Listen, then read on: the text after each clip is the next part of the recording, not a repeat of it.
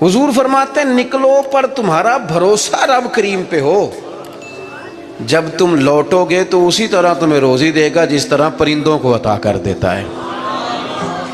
हमने नजरियाती बनना है, नजरियाती। हमारा सारा ध्यान बंदों की तरफ है, सारी तवज्जो मालदारों की तरफ है, सारा ख्याल सेठों नवाबों की तरफ है, सारा मिलान हमारा बिजनेस की तरफ है, सारा ये सारा नहीं होना चाहिए। हाथ कार वल्ले पर दिल यार वल्ले, ये मिलान सारा नहीं होना चाहिए था। हुजूर ने हमें सिखाया है कि भरोसा अल्लाह की ज़ात पे, भरोसा। इस्लाम एक रूहानी दीन है, ये आपको कल्बी करार देता है, सुकून अता करता है। आप जब कुछ चीज़ें अल्लाह पे छोड़ देते हैं ना, बड़ी सारी चीज़ें दोस्तों पे नहीं छोड़ी, बड़ी सारी रिश्तेदारों पे नहीं छोड़ देते, मुझे पहुंच पड़ेंगे, बड़ी सारी माँ बाप पे नहीं छोड़ देते, बड़ी सारी जवान औलाद पे नहीं छोड़ देते, इधर उधर जो इतनी तवज्जो करनी है तो सारा कुछ रब पे क्यों ना छोड़ दें, अल्लाह पे क्यों ना छोड़ दें। देखो इस्लाम की जो पहली जंग हुई बाकायदा, और जिस जंग के अंदर अल्लाह के फजल से मुसलमानों को वो कामयाबी हुई कि उसके असरात आज तक बाकी हैं।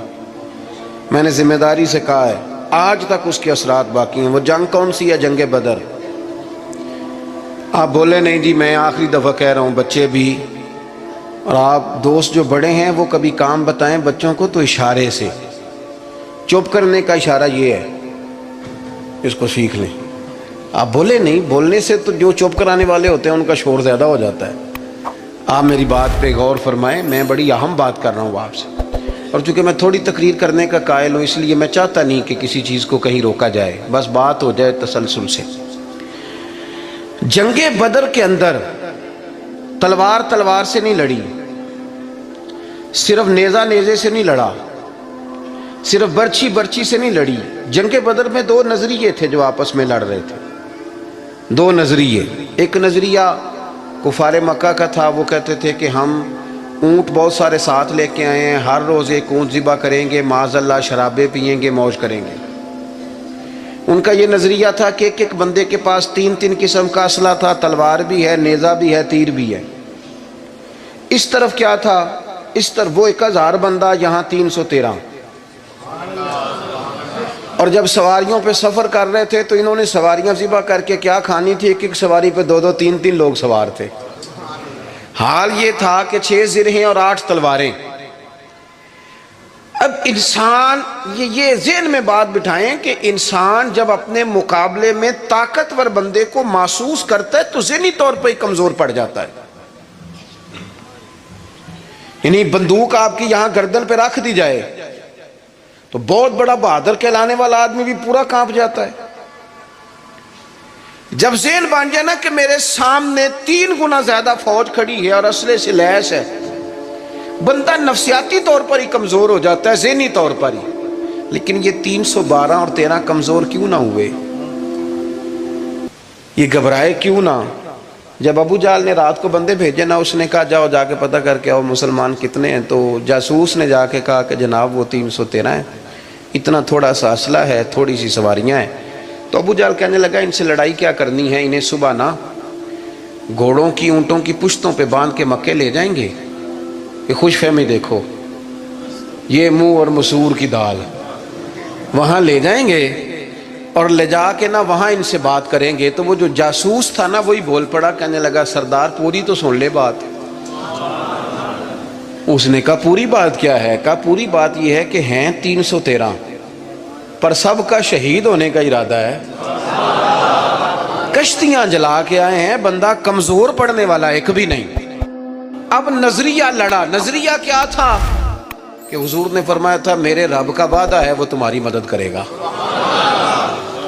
और फिर वलक़द नसरकुमुल्लाहु बिबदरिन व अंतुम अज़िल्ला, अल्लाह ने मदद की। अल्लाह फरमाता है मैंने तुम्हारी मदद की मैदान बदर में, व अंतुम अज़िल्ला, तुम तो कमजोर थे। नजरिया लड़ा, तलवारें हार गईं, तीर हार गए, नेज़े हार गए, बर्छियाँ हार गईं, और रसूलुल्लाह ने जो नजरिया दिया था वो नजरिया जीत गया। भरोसे वाले लोग जीत गए। جب تک مسلمان، میں بڑے درد سے کہتا ہوں ہمارے گھروں میں سیاست چلتی ہے،